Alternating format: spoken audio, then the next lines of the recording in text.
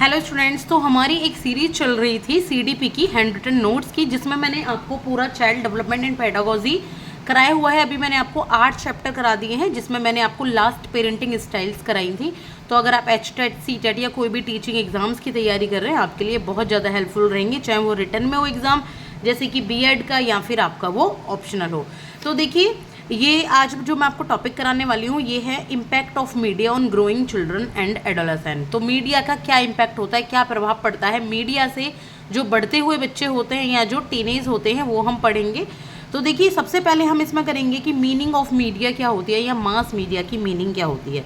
देखिए, जो मीडिया है वो होता है mode of communication for masses. Masses क्या होता है? बहुत सारे लोग, काफ़ी सारे लोग जब आपस में कम्युनिकेट करने के लिए, आपस में बातचीत करने के लिए जिस साधन का प्रयोग करते हैं उसको ही मीडिया कहते हैं। जैसे ये दो लोग हैं, आपस में फ़ोन पे बात करें, ठीक है, आपस में फ़ोन से बात करें, या फिर बहुत सारे लोग हैं वो टीवी देखें, तो एक जगह की दूसरी जगह पे आ रही है ना खबर, नेट देखें, इंटरनेट देखें, रेडियो देखें, तो इससे ये क्या होती है? ये मीडिया होता है, ये मोड ऑफ कम्युनिकेशन होता है मासेस के लिए, बहुत सारे लोगों तक अपनी जानकारी पहुंचाने के लिए।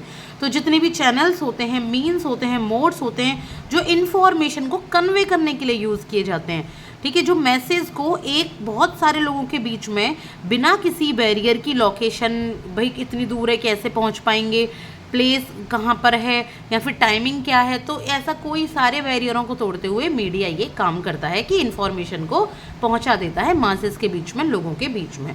अब ये ऑडियो के थ्रू भी हो सकता है, वीडियो के थ्रू भी। ऑडियो के थ्रू कैसे? रेडियो के थ्रू हो गया।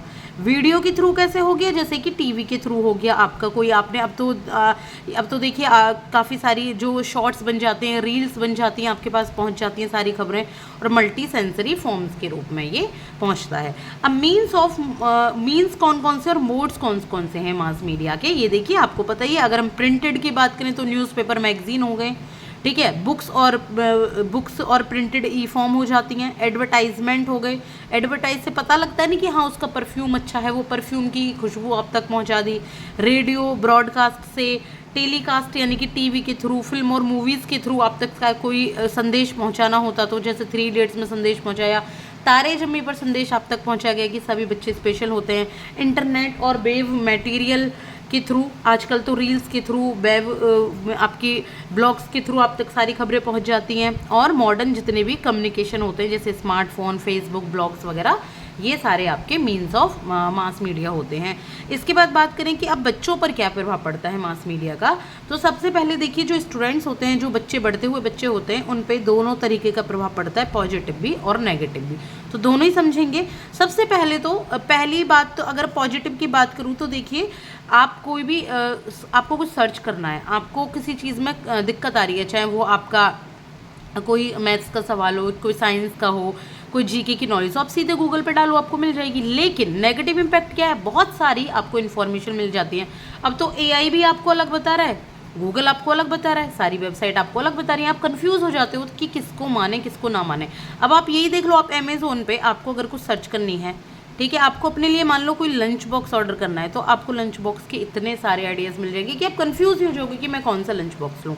तो यहाँ पे ये थोड़ी सी कन्फ्यूज़न भी क्रिएट करता है, क्योंकि देयर आर मैनी ऑप्शंस।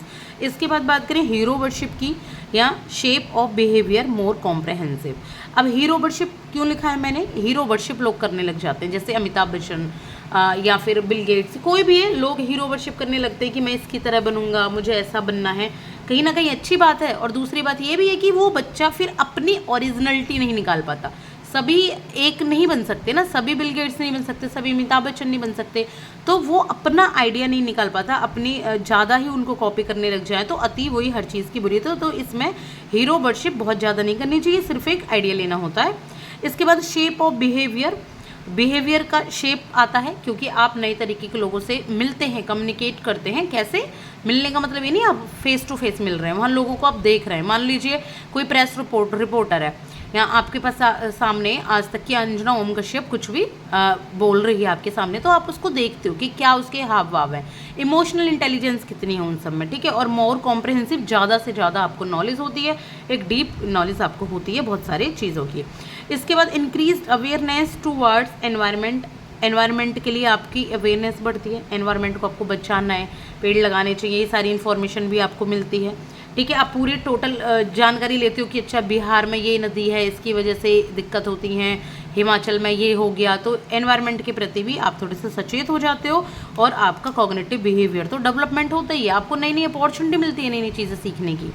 दूसरा, rapid change in social emotional language और कम्युनिकेशन रिलेशनशिप, एकदम से ना रैपिड चेंज आता है आपकी सोसाइटी, सोशल आपके लोग, जैसे अब आपके जो फ्रेंड्स हैं वो फ़ोन पर ज़्यादा होंगे, रियल में कम होंगे, इमोशनल चेंज आ जाता है, या तो आप बहुत ज़्यादा इमोशनल इंटेलिजेंट बन जाते हो, या फिर आप थोड़ी जैसे एक मूवी देखते देखते आप रोने लग गए तो थोड़ा इमोशंस को टच कर जाती है। लैंग्वेज में चेंज आता है, आप नई नई तरीके की लैंग्वेज और सोशल मीडिया से या फिर आप मीडिया से सीखते हो। कम्युनिकेशन रिलेशनशिप की आपकी डिफरेंट हो जाती है। रिमूविंग सोशल बैरियर हट जाता है, आपका दोस्त कहीं विदेश में बैठा है आप तब भी उससे बात कर सकते हो।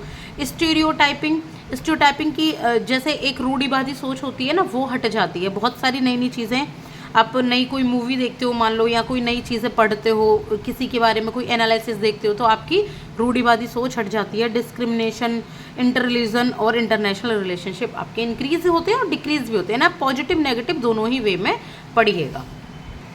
तो इस चैप्टर में बस इतना ही है कि मीडिया का क्या इम्पैक्ट होता है ग्रोइंग चिल्ड्रन एडोलेसेंट के ऊपर, बस आपको समझाने के लिए है।